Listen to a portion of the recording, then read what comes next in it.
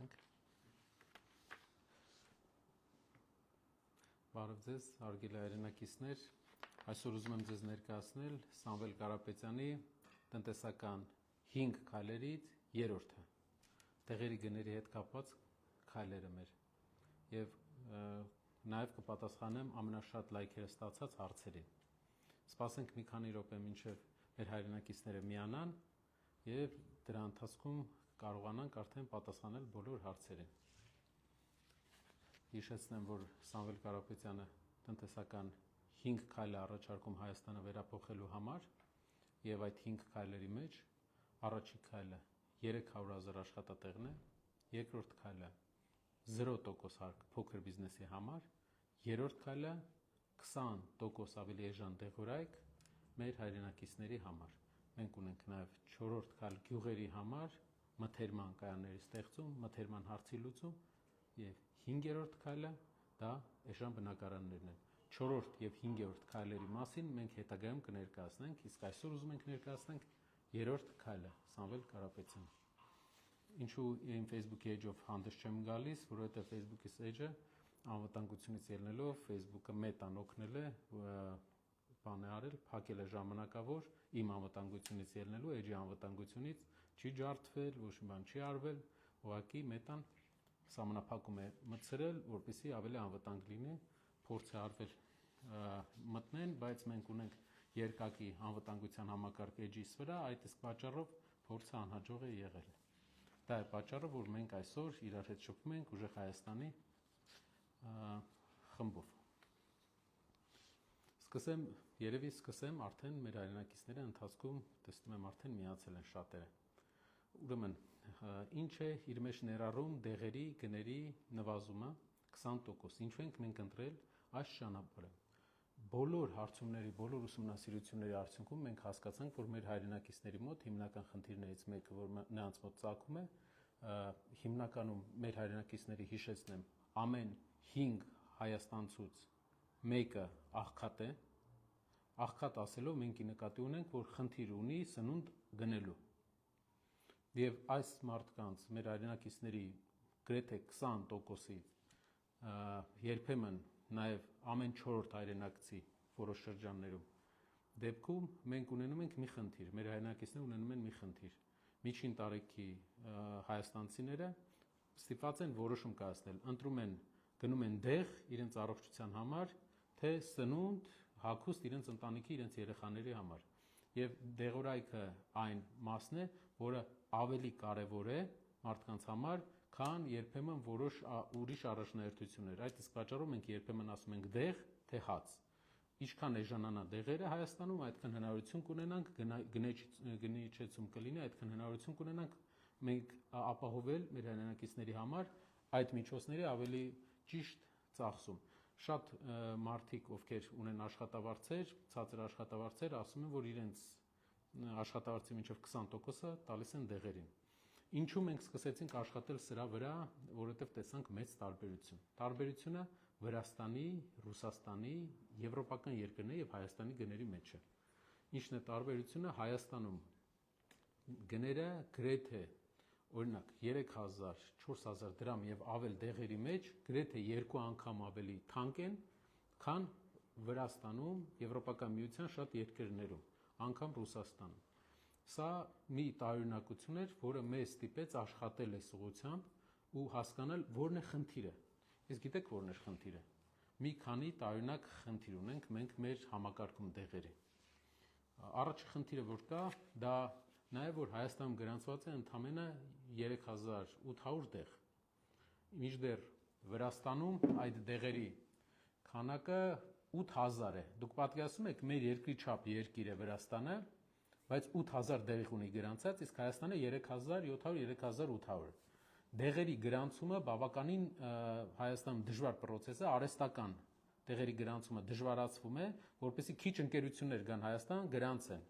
Այդ իսկ պատճառով մենք շատ հանդիպում ենք դեպքերի, երբ որ մարդիկ ուղղակի կան այլընտրանք էժան դեղերի օտարերկրյա արտասահմանում, բայց Հայաստանում այդ դեղերը չկան, որտեղ չի գրանցվում։ Առաջին քայլը, որ մենք պետք է անենք դեղերի գների իջեցման մեջ, դա գրանցել, գրանցման process-ը հեշտացնելն է։ Այն դեղերը, որոնք գրանցված են Եվրոպայում, նրանք ավտոմատ գրանցվելու են Հայաստանում, որովհետև եվրոպական համակարգերը ավելի խիստ են լինելու եւ հնարավորություն մեզ տալիս են վստահություն, որ հաստատ որակը ապահովված է։ Այսինքն մենք Եվրոպայում գրանցված դեղերը նաև Հայաստանում ենք ընդունելու եւ դա բերելու է ոչ թե որ մեր շուկայում կա 3700 դեղ, այլ 8-9000 դեղ կգրանցվի։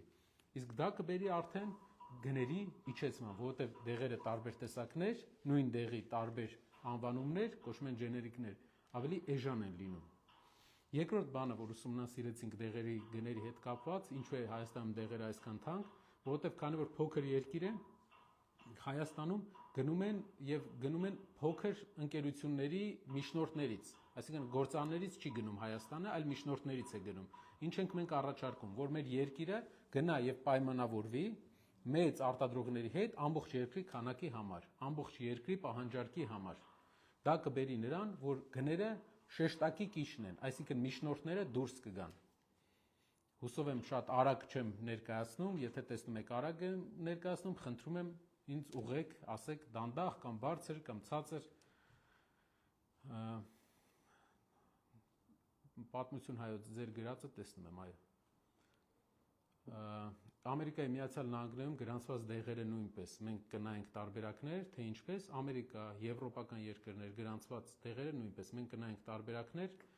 եւ կտեսնենք, թե ինչպես ենք լուծելու հարցը, որ Հայաստանում էլ գրանցվի։ Պատկերացնում եք, ամբողջ աշխարհում գրանցվել է, հենց հասնում է Հայաստան, խնդիր ենք ունենում։ Ձայնի խնդիր կա։ Ինչ անենք, հարցացնենք երևի։ Իսկ այսպես լավ է, ոնց եք կարծում։ Իսկ հիմա լավ է, թե չէ ձայնը։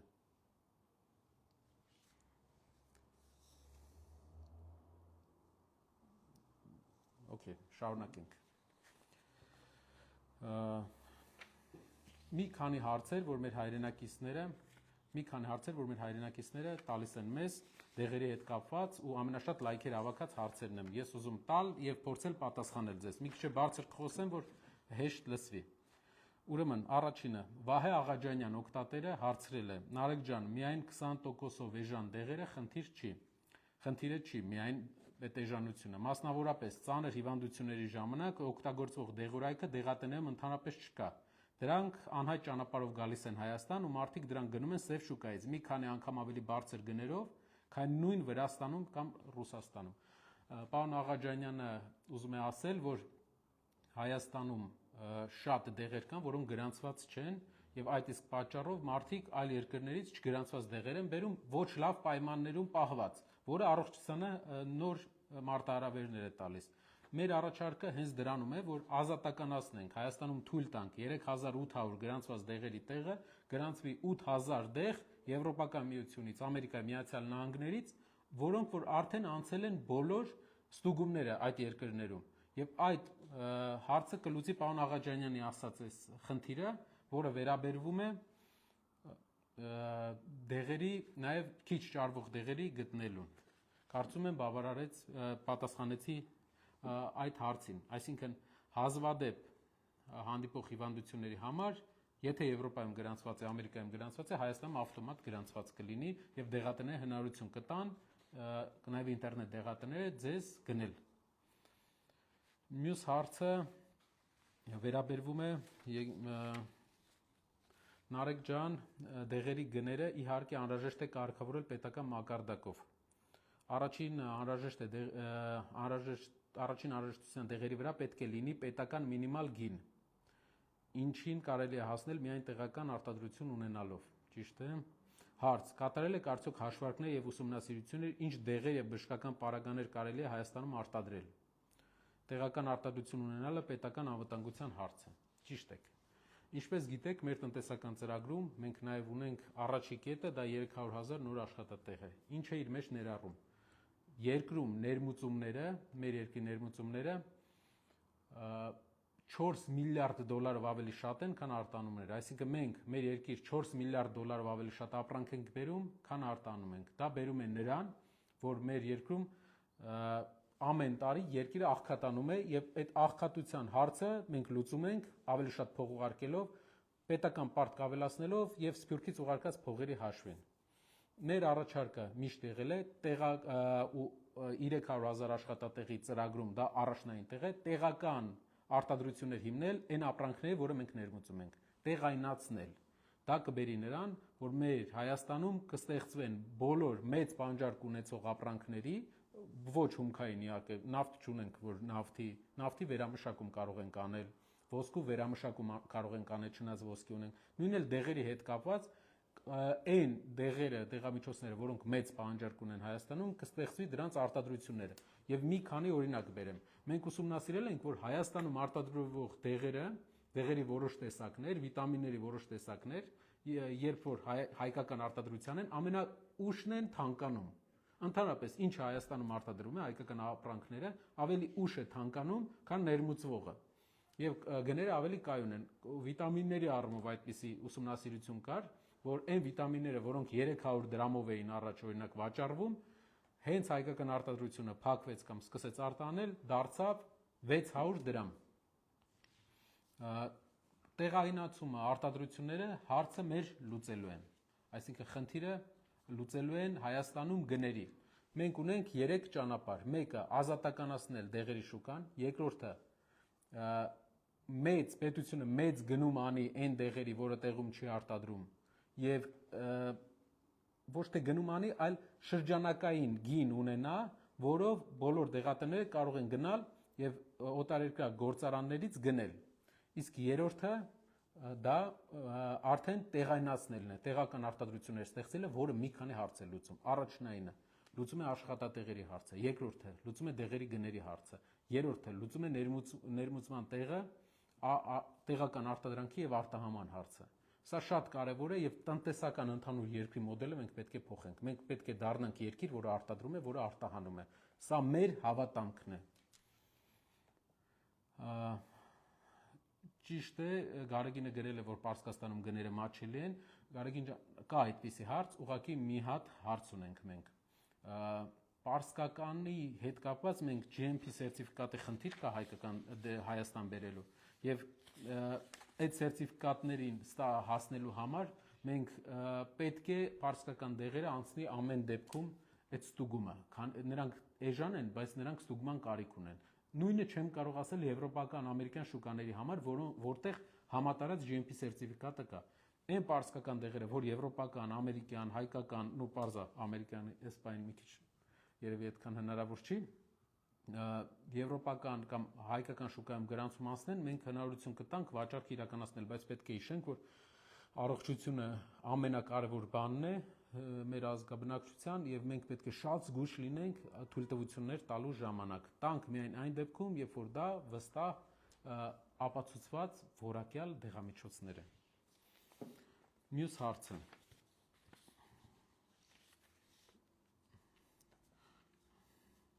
Էժան դեղորայք ունենալու համար համակարգային,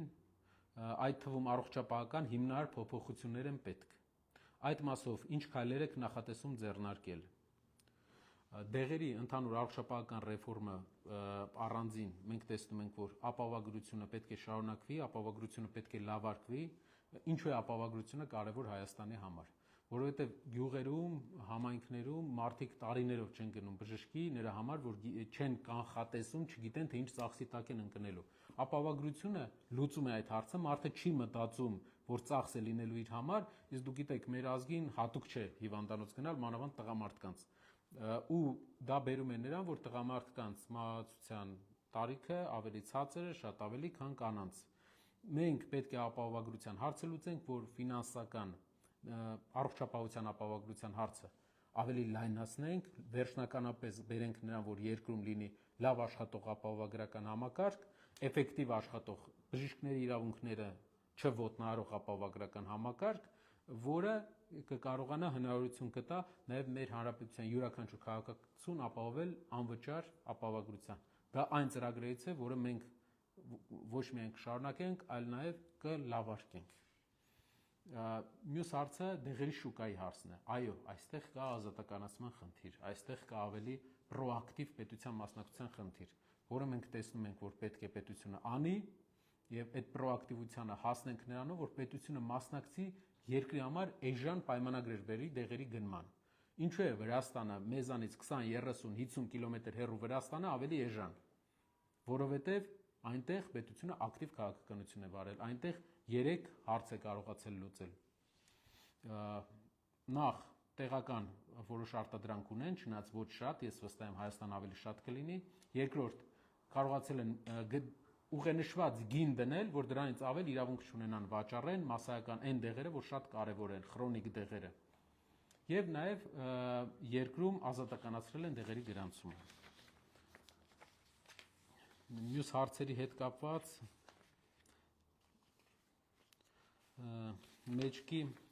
մեջքի մկանային ատրոֆիա հիվանդության դեղորայքը, ինչպես բոլոր երկրներում կլինի պետպատվերով հարց։ Եթե անգամ լինի 20% էժան լինի, միևնույն է, եթե անգամ լինի 20% էժան լինի, միևնույն է, դա շատ թանկ է, պարզ աշխատող եւ ապրող մարդկանց համար։ Հարց. Հասկացա, հիմնականում հայրենակիցը ոնց հասկացա, քրոնիկ որոշ հիվանդությունների մասին է ասում։ Եթե ապահովագրությունը կա, էլ իմաստ չկա դեղի գնի հետ կապված, էլ չի վճարում քաղաքացին, այլ վճարում է հիմնականում պետությունը։ Այդ իսկ պատճառով խնդիր չկա, խնդիր չեք ունենա դուք ձեր համար, բայց որոշ հիվանդություններ կան, օրինակ օնկոհիվանդությունների ուղղությամբ լուծում դեռ չունենք։ Ցավոք չկա լուծում օնկոհիվանդությունների հետ կապված,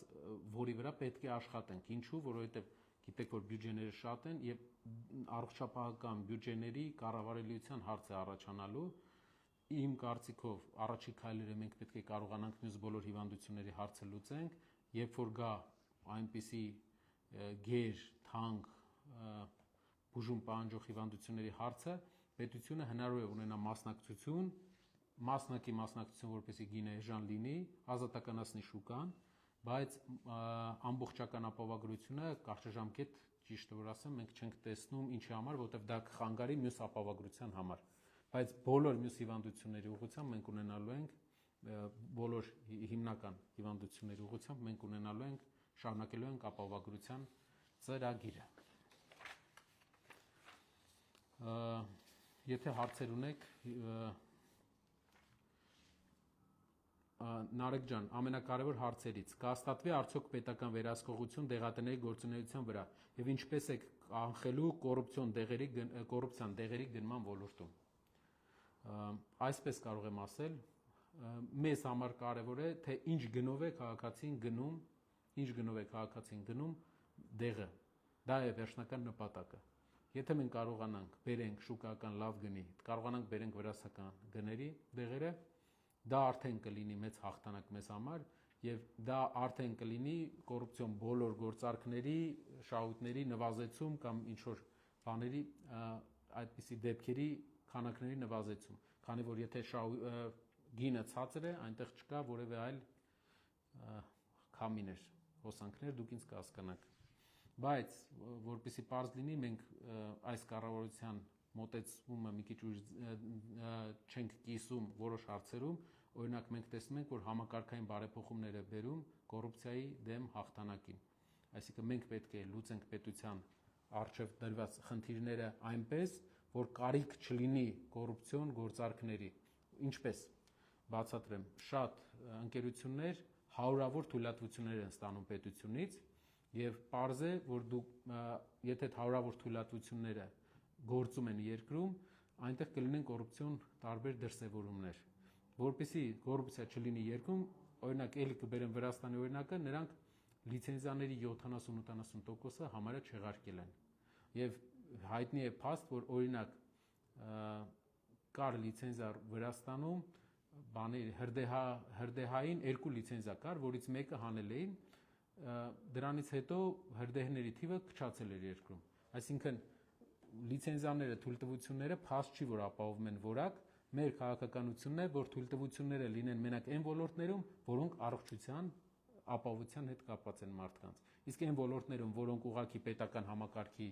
կառավարելիություն են ապահովում, դրա կարիքը չկա եւ դա կբերի կոռուպցիայի շեշտակի նվազման։ Կոռուպցիայի կարիքը պետքա չլինի։ Դա է կոռուպցիայի դեմ պայքարելու ամենաառաջնային մեթոդը։ Եվ իհարկե խիստ վերաբերմունքը